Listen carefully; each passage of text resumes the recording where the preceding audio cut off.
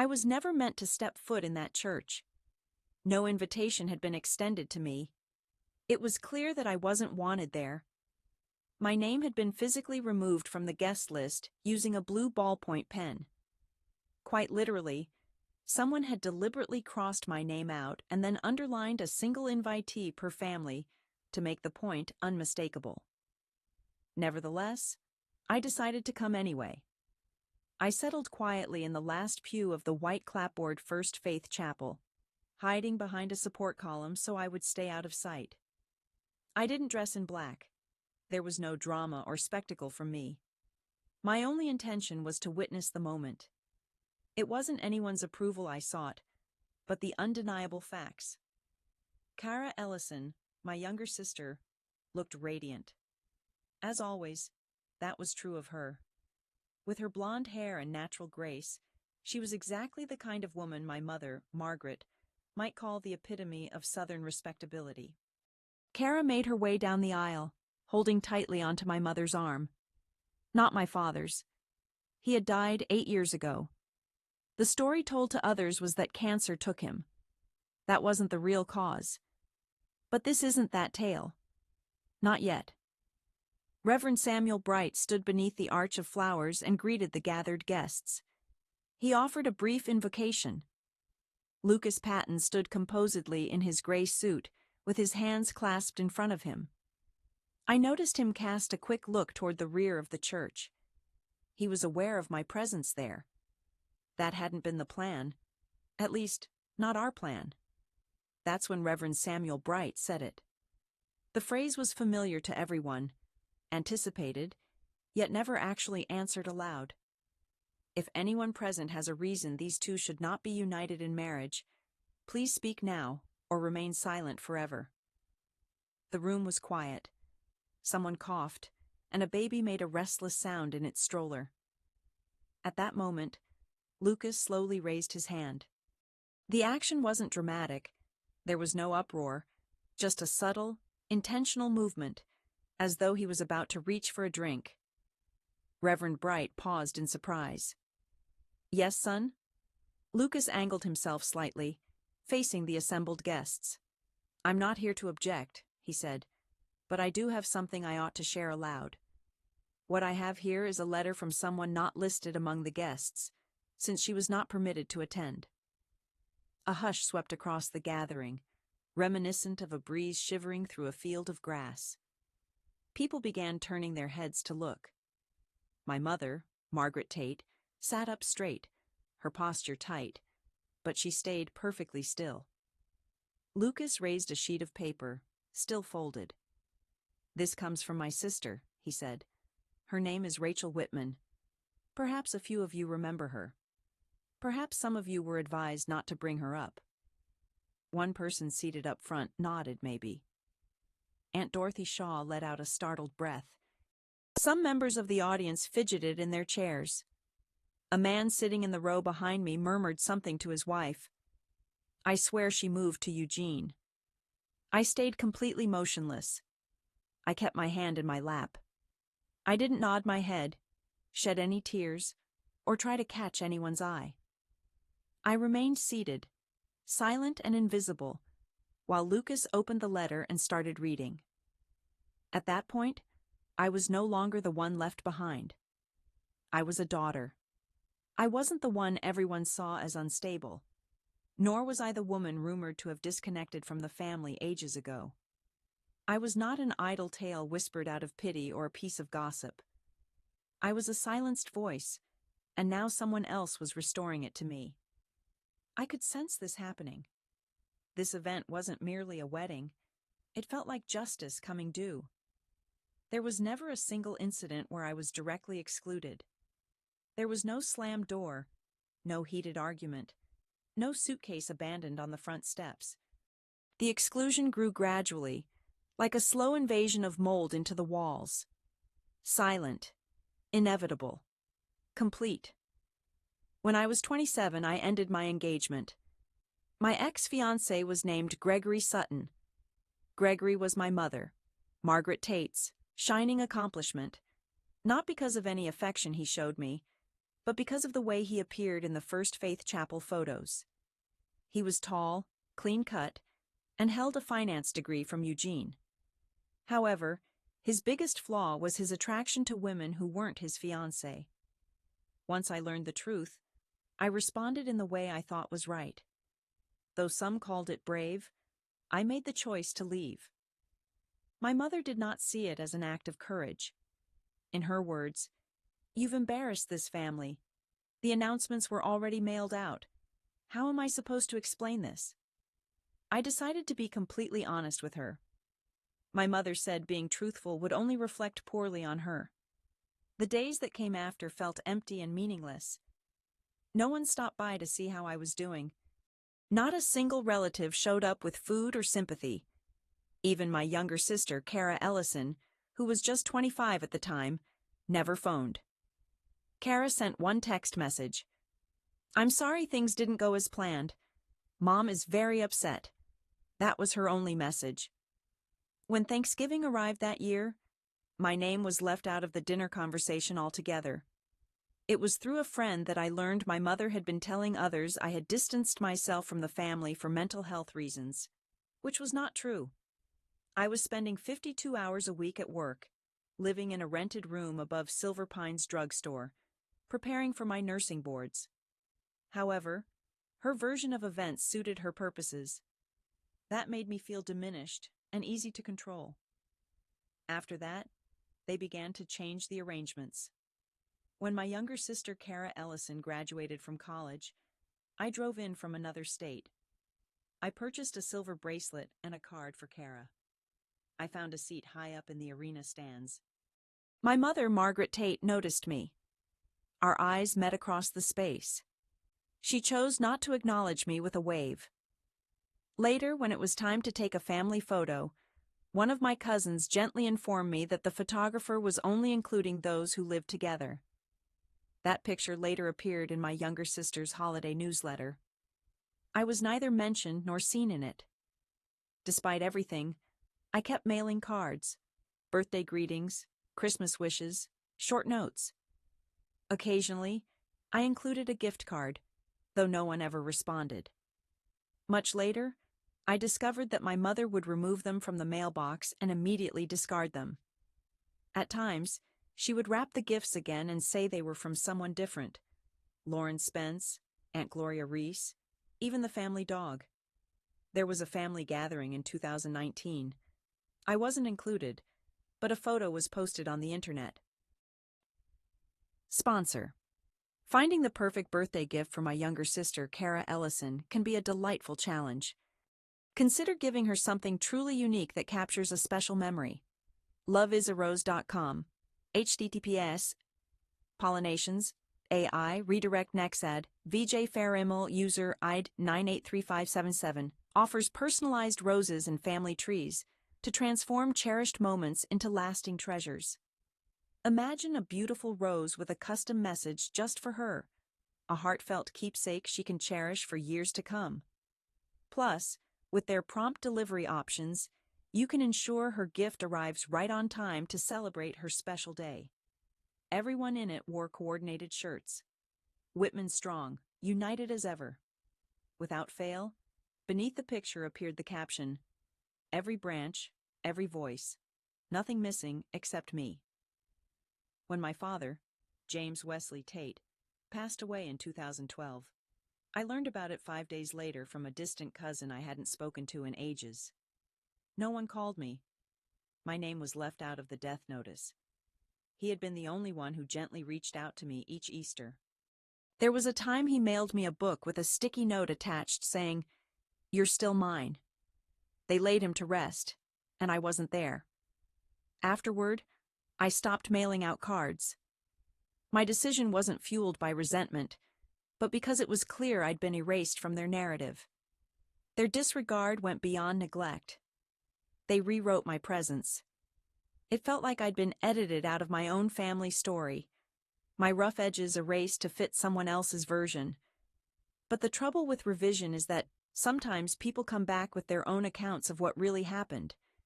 And once in a while, someone else is brave enough to voice it out loud. I didn't flee. I relocated. I changed my identity. I secured employment. I started fresh. That distinction matters. There are people who vanish because they're adrift. My disappearance happened because I was worn out from trying to claim a spot at a table where my name had already been erased from the card.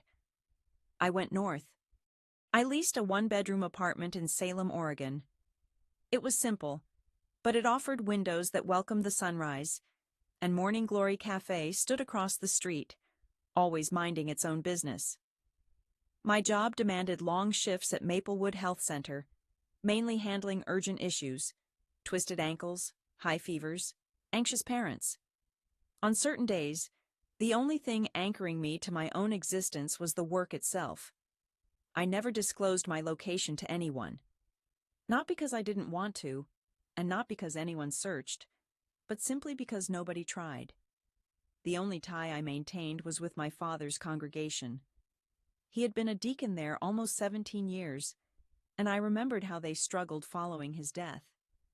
Each month, I would mail a money order without listing my address, indicating simply that it was to support mission work in memory of James. They never realized it was I who felt safer, purer that way. Eventually, though, many years on, a patient came through that I never anticipated. She appeared ashen, her breathing shallow, experiencing a complication following a routine procedure. We stabilized her, kept her at Maplewood Health Center for observation, and made sure she was well before she left. She expressed her thanks, was courteous, yet determined to settle her bill herself. She brought to mind my younger sister, Kara Ellison, or rather, how Kara might look if she'd grown older with gentleness. It was only when I reviewed the insurance information that her surname caught my attention. Patton. She was Lucas's mother, Teresa Patton. I kept quiet. There was no reason to speak. 11 months passed. One afternoon, I spotted him. He entered Maplewood Health Center with his mother for a post-appointment check. At first, he didn't recognize who I was. Although a mask covered my face, my badge read, Dr. R. Whitman. That was close enough. He squinted at me, then asked, "Did you ever live in Oregon?" I replied with a nod. "Do you know the Whitman family?" he continued, and I responded that I used to. He let it go. Not right then. But 5 days later, he returned by himself. "You're Kara Ellison's sister, right?" he asked. I hesitated before replying. Carefully I studied him, anticipating the same expression that my mother, Margaret, would show whenever my name came up in public, yet I didn't see it. "I just want to understand," he told me. "They never mention you." Kara shifts the topic, but I sense there's a gap in what she says. I can feel it. I shared a bit, providing just enough to make sense of things without casting blame. I never abandoned the Whitman family. That's what I told him. I kept my silence while everyone insisted I had walked away. He just shook his head in response. I assumed he understood it was more complicated than that. Everything might have ended there if he hadn't returned again 3 weeks before the ceremony. He was waiting outside Maplewood Health Center for me, holding a paper bag with 2 coffees inside. "I'm not expecting you to show up," he said. "I realize you're not invited, but if there's something you want shared, something unsaid, I can deliver the message on your behalf." That evening, I sat down and wrote the letter. It was brief. I didn't cast blame, just shared the facts. I recounted one story from the day my younger sister, Kara Ellison, appeared at my doorstep, trembling and frightened not long after she started at university. I accompanied her to Maplewood Health Center on the other side of town. I stayed outside in the car. I squeezed her hand to offer comfort. I kept it secret from everyone. Not even my mother ever found out, even when she insisted it was my fault for affecting her actions. Not even after she accused me of being a disgrace. As I finished the letter, I wrote, "She never needed to thank me, but I won't let her erase me either." I creased the letter, slipped it into its envelope, and included something extra. A little cardboard box that held birthday cards, some still inside their original envelopes, others with ink that had faded, but everyone signed identically. To Kara, with love always. The package showed up exactly 3 weeks before the ceremony. Ivory-colored with gold edging, luxurious stationery. Kara had always appreciated anything that looked as if it came from a specialty catalog. My own name appeared on the mailing label, but when I inspected it, I noticed it had been scratched out. Not reprinted, just crossed over with blue ink. Underneath, there was a handwritten instruction. 1 invitation per household. Only direct relatives permitted. It was clear they had sent the invitation because they felt obligated, or perhaps as some sort of signal. I hadn't been erased, just left out. I folded that note and tucked it inside the drawer next to a box filled with birthday cards. I never informed the groom I planned to come. He didn't request confirmation, but I could hear his meaning in his words. If your voice matters here, I'd let them dictate how the story unfolds for a while. So I headed out early that morning, driving 3 hours on an empty highway with the sunrise softly laying over the cornfields. 2 blocks from the venue, I parked, slipped into a plain gray dress, and went inside by myself. Nobody took notice. First Faith Chapel looked the same as ever, white paneling, and the familiar subtle scent of varnish and lilies in the air. In the rearmost pew, I found a seat behind a broad wooden pillar. I wasn't truly concealing myself, not quite. I simply chose a spot where they wouldn't need to look at me, but where I could watch every moment. As the guests arrived one by one, I noticed several old acquaintances, slimmer than before, now showing their age with streaks of gray. They greeted my younger sister, Kara Ellison, warmly, embracing her and praising her gown. Kara looked stunning. That was to be expected. She had always possessed a knack for presenting herself flawlessly. Afterward, my mother appeared. She made her way down the aisle on my younger sister's arm, head held high and features glowing. My mother never scanned the congregation from the pews. She simply refused to acknowledge a room she couldn't command. Lucas Patton waited at the front of First Faith Chapel, serene and self-assured. He glanced once to the rear of the chapel and gave a barely perceptible nod. That gesture was enough for me. The music trailed off. Reverend Samuel Bright greeted the guests, starting things off with prayer. Kara positively glowed. Lucas broke into a gentle smile. Everything had the appearance of perfection. The key moment finally arrived. If anyone present has a reason to oppose this marriage, Reverend Bright intoned, speak now or forever, remain silent. A muted wave of laughter filled the chapel, just as happens when no one truly expects trouble. Something dramatic was about to happen. Lucas raised his hand. The room's laughter immediately ceased. Reverend Samuel Bright blinked, looking surprised. Yes, Lucas. Lucas moved forward, his eyes avoiding Kara, avoiding Margaret, and focusing solely on the assembly. I have no objection, he said. However, there's something important I need to share. It won't take long. He pulled a folded letter from his jacket pocket. It was my letter. This comes from someone who couldn't be here today.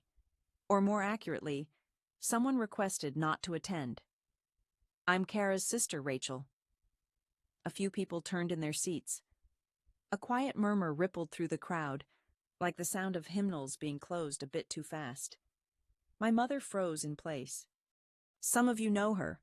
Some were told not to bring her up. I did ask, and what I learned is worth sharing with everyone. He opened the letter and began reading. There were no theatrics, no elevated tone, just a calm recitation. My own words, delivered into perfect stillness. A moment in the ceremony. This isn't about finding fault, I read aloud. The purpose is to recall what truly matters. Families aren't created from snapshots, bulletins, or formal greetings. They are made from the burdens we shoulder. In private, without recognition or applause, the atmosphere in the space grew heavy. Kara, my younger sister, remained completely still. My mother, Margaret Tate, was the one who moved. She rose suddenly, her expression hard. "This doesn't belong in the ceremony," she cut in. "This is supposed to be her time." Lucas Patton, the groom, hesitated and fixed his gaze on her. "I am correct. It isn't her moment. It belongs to me. And I want to express my gratitude to a person who has long deserved to hear it." An uneasy hush swept over everyone. Even Reverend Samuel Bright kept silent. I remained at the rear, hushed and unnoticed. But for the first time in many years, I didn't feel invisible. Somebody had said my name, and nobody could take it back. I continued to sit as Lucas carefully folded the letter and slipped it back into his jacket pocket. He stayed silent. He didn't have to say more. The hush that filled First Faith Chapel held no bitterness. It felt like something profound and off balance, as though I had just learned the land beneath me wasn't reliable after all. Maybe it had never been. Kara didn't shed a tear. She didn't walk away in anger.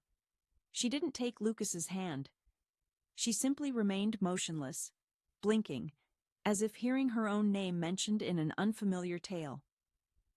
I watched as Reverend Samuel Bright softly cleared his throat, moving the service along. Promises, rings, a kiss that felt tentative, yet they went through the motions. I waited for the moment the recessional began, when the crowd stood and applauded and music muffled any movement. At that point, I slipped out toward the gravel lot behind First Faith Chapel. I wasn't searching for a conversation. I wasn't there for the resolution. But before I could go, I heard her. I caught sight of her. I had actually saved every one of them. I turned around. My younger sister, Kara Ellison, stood just a few feet away, clutching the cardboard box I had mailed with the letter. She held it tight to her chest, as if it were either an infant or something dangerous. I watched as she lifted the lid and gazed inside. Dozens of envelopes lay there, some yellowed with age. One envelope still bore a sticker from Silver Pines Drugstore, the place I used to live above. "You kept sending these?" she asked. Even after... She couldn't bring herself to complete the thought. Even after I never replied, I finished for her. "Yes, I did." Kara looked up at me, and for the first time I recognized something in her expression. It was something I hadn't glimpsed since we were young. She looked like the girl who would sneak into my room during thunderstorms at night. The one who borrowed my sweaters and never returned them. "Why?" she asked. "Because I didn't walk away from you," I replied. "I left them behind. There's a distinction." She gave a slow nod, then immediately shook her head as if to negate the gesture. I'm at a loss for words. "You don't need to say a thing," I answered. "Just stop pretending like I was never present." She dropped her gaze once more, tracing the edge of the topmost envelope with her fingers. "I can't recall this birthday. You were celebrating your 23rd birthday. I mailed you a card with 23 $1 bills taped inside. I figured it was a clever idea. It never reached you." My mouth pressed together tightly, yet no tears escaped. "Was that about Maplewood Health Center?" she inquired in a hush. I affirmed her suspicion with a nod. "You asked me not to mention it, and I haven't until now. That responsibility never should have fallen to you." I ended up being the only person waiting in the car. She shut the lid of the box. We remained standing, two women with the same last name, yet we hadn't shared a meal in almost 10 years. The atmosphere that lingered between us wasn't resentment. It felt more like a door swollen shut from disuse, no longer aligning with its frame. She told me, "I never meant for them to erase you." "I understand," I replied, "but it made things easier for them, so they allowed it to continue." She stayed silent, occupying herself with turning the box around in her hands. "I'm not here to make you repair anything," I told her. "I'm not even insisting that you accept all that I've told you, but you possess the cards now. You have the dates and the handwriting, everything you need." She met my gaze, really seeing me. "I can't guarantee anything," she murmured. "I'm not after guarantees," I answered. "Just the truth. That's everything." She gave me a single nod before heading back toward First Faith Chapel, and for the first time in many years, she didn't glance back, but I was sure she would read each word. I chose not to remain for the reception. I quietly exited out the side entrance of First Faith Chapel just before anyone could toss rice, take photos, or begin the cake cutting. Nobody intervened. There wasn't a single voice calling out my name.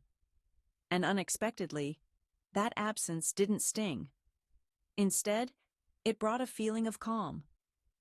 Alone, I walked back to my vehicle, the same way I had arrived. My steps remained purposeful and even. As I was leaving, I passed by the guest book table, where guests had left envelopes and written happy wishes with a metallic silver marker. I hesitated for a moment, pulled an item from my purse, and set it next to a bunch of white hydrangeas, a framed photograph from 2000. It showed a rare moment where all four of us in the family were grinning. My mother, my father, my younger sister and I were at a county fair, posing before an enormous stuffed bear. Not one of us had won a prize. That snapshot had been cropped long ago. The section with me, the corner, had been neatly snipped away. I'd come across it tucked away in a drawer at my mother's house the last time I'd been permitted inside. But the missing part was still with me. I had held on to it, just like everything else from that morning before the wedding. I'd reattached it with tape. It wasn't an exact fit. The edges didn't fully align, though the piece was complete once more. In fine, neat script, I had made notes on the back. I can still picture exactly where I was standing. I had no idea that someone would display it or even hold on to it, yet I left it behind regardless. Certain things ought to be witnessed, even if only on a single occasion. 5 days later, an envelope arrived for me by mail. Although it bore no return address, I instantly recognized the handwriting. Tucked inside was a solitary note penned in my younger sister's meticulous slanted script. "Starting now, I won't let their version go unchallenged." That was all. It contained neither excuses nor apologies, just those 7 words. It was already more than I had ever hoped I'd get, and just the right amount. I nestled it in the box with the birthday cards, those with ink that had nearly disappeared and edges beginning to fray, yet still bearing the identical signature every single year. To Kara, love always. Rachel. I hadn't saved them out of spite. I hadn't kept them because I needed evidence. I saved them because they were genuine, just as I had been. They had recounted the story in my absence for such a long time. They told it to neighbors, to Lauren Spence, and to people they met at weddings and funerals. It was a form of truth that was less heavy for them. Yet now, the actual story had finally been uttered. Not in a loud or messy way, just in a straightforward manner.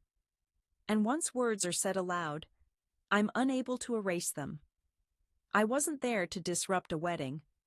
I showed up so they could never again claim that I was never part of it.